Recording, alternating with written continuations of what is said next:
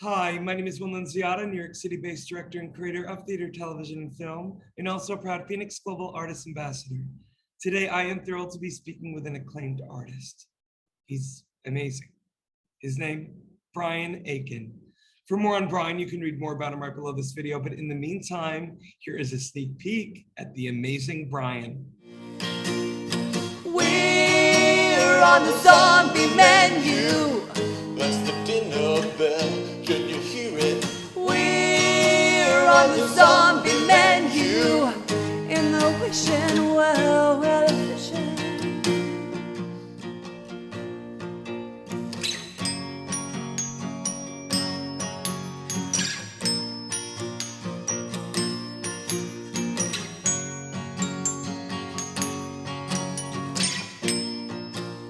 Come on, let's go.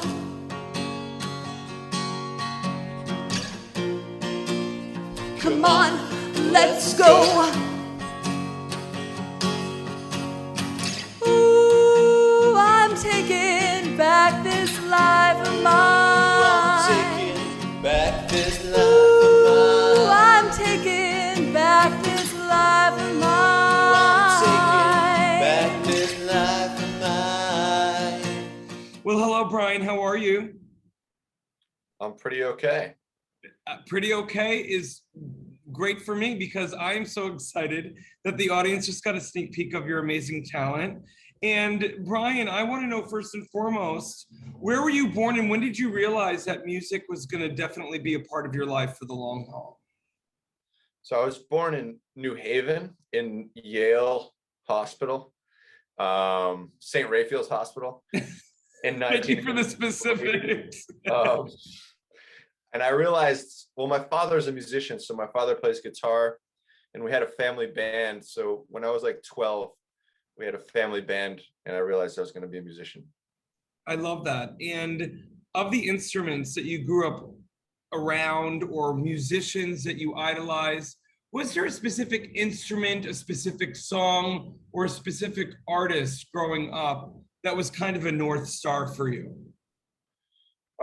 Yeah, I think that artist has shifted over time. I mean, I think first it was like Nirvana when I was 15, and then it was, Led Zeppelin and the Beatles, Leonard Cohen, Radiohead. Yeah, the list kind of keeps going on and changing.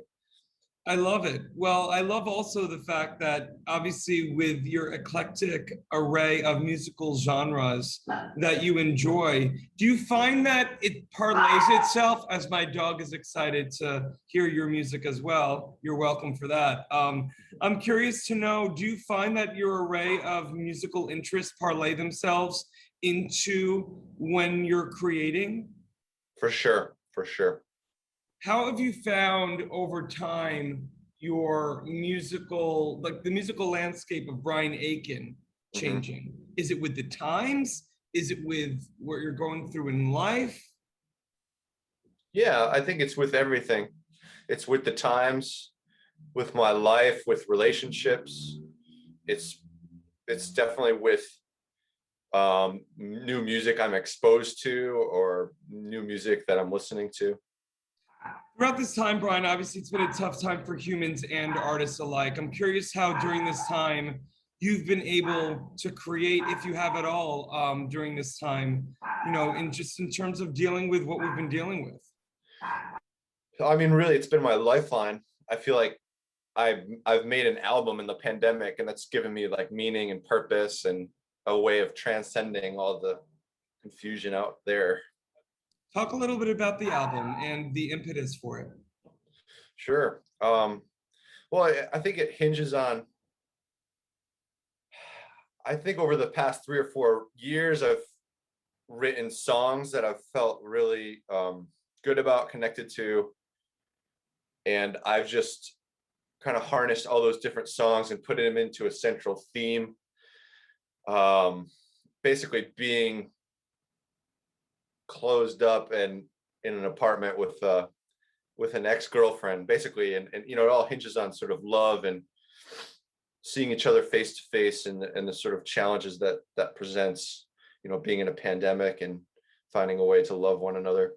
So interesting. So it was kind of like all of these songs, some have written, some just ideas, kind of came together with almost this North Star that you were kind of forced upon because of this pandemic. And it's because of your situation, it almost kind of was able to now fuse within one almost thesis statement. Does that make sense?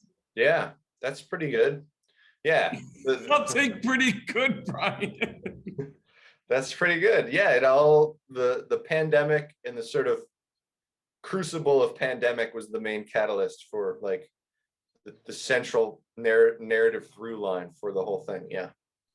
Well, that's incredibly exciting that you were able to take such a dark time and look at, you know, the light of it all. I'm curious to know, in moving forward, as we hopefully get out of this mess sooner rather than later, what you're most looking forward to getting back just out live, seeing an audience.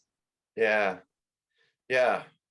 I think it will be great just to be with friends and be with people who, yeah, just to share in music together,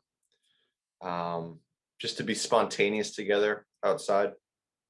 My final question for you, Brian, and before I do so, I want to just remind the audience, for more on the amazing Brian, you can read more about him right below this video. If you were to give advice to your younger self, especially after these past 18 months that we've all been through, but just in general, if you were to give advice to yourself, your younger self, right now, what would it be? Row your own boat and don't be beholden to what other people consider or think or how they shape your futures. You know, kind of stick to your own course. Amen, my friend. I couldn't have said it better myself. Well, Brian, I'm so appreciative of your time today. Thank you so much. Okay, thank you, Will.